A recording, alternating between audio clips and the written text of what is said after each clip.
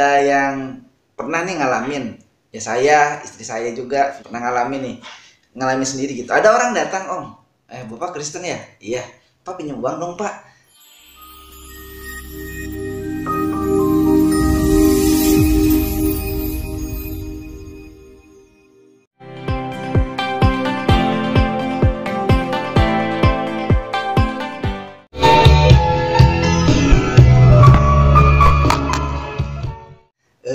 Nanti 1 bulan bayarnya berapa? Waduh Om, orang Kristen ini dicap sebagai tukang minjemin uang. Nah ini gimana Om? Itu korban hoak. Oh, Iya, korban hoak, korban fitnah. Seolah-olah Kristen berkembang itu karena duit. iya. Dikasih duit, dikasih jaminan. Padahal siapa yang mengikut aku, kata Yesus, harus siap mental, pikul salib. Ya, jadi itu banyak orang salah paham. Lalu bagaimana kita untuk menolong orang lain? Tuh, ya. Jadi sesuai dengan kemampuan, sesuai dengan kerelaan. Kalau orang itu nggak bisa bayar kembali, kita harus rela. Tapi Iya. kalau orang yang sengaja bilang begitu, ya jangan diladeni.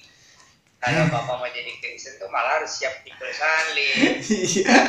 Kayak masalahnya ini karena ada juga orang yang bukan Kristen kan Om.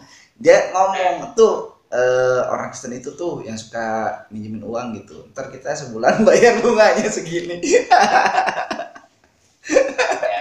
Aduh. nah, Ya itu jadi kadang dari awal, ya memang nggak semua kan Om ya, tapi ya itu kadang jadi batu sandungan. Jadi kan dicapnya gitu Om, orang Kristen tuh ada yang ya, saya kasih tahu sekarang. iya. Jadi, bolehkah orang Kristen membungakan uang?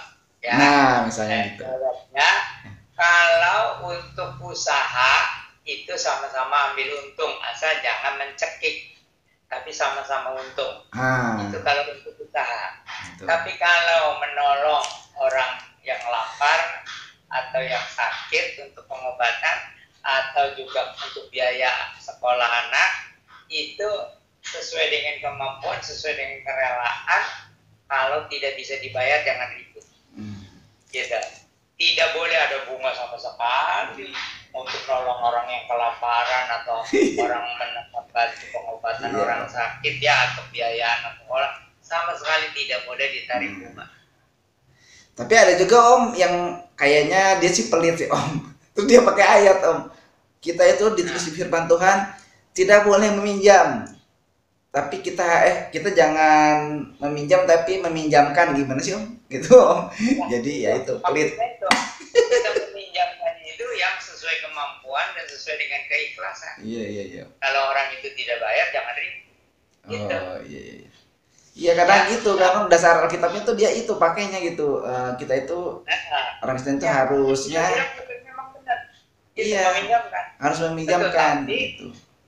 orangnya itu memang mencobai atau memang perlu ditolong. Nah itu Dengan dia Om. perlu ditolong itu, kamu kelaparan. Nah, ya kan? Kalau kamu kelaparan, oke. Nanti saya lihat ke rumahmu bagaimana keadaannya. Iya. Gitu. Iya. Atau ada orang tuanya sakit. Mm-mm. Oke, saya lihat kunjungi orang tuamu. Iya. Gitu kan? Jadi bukannya kayak orang itu menjadi namanya itu tadi, jadi orang itu seolah-olah ya karena kasih ya bisa ditipu gitu. Banyak yang tertipu, ya banyak kan, ya gimana lah, ya kita udah ditipu ya udah gitu. Kamu nggak usah ribut lah soal uang gitu. Maka kita kalau ada orang pinjam nih bagaimana ya, kalau kita ingin kembali ya hitam di atas putih, tapi bukan untuk orang kelaparan atau orang yang sakit atau biaya anak sekolah, itu sama sekali tidak boleh. Gitu. Iya. Baik Om, jelas Om. Katanya bisa dinasihati untuk berinvestasi, iya itu dinasihati untuk berinvestasi, tetapi harus bijaksana dan berdoa dulu. Kalau tujuan keserakahan ya jangan. Oh iya. Gitu. Tapi kalau misalnya itu tadi ya itu untuk bisnis nggak jadi masalah, boleh, tapi bukan melebihi bank, bukan mencepit orang yang sedang dalam kesusahan bukan. Gitu. Ya. Boleh investasi tapi pikir dulu.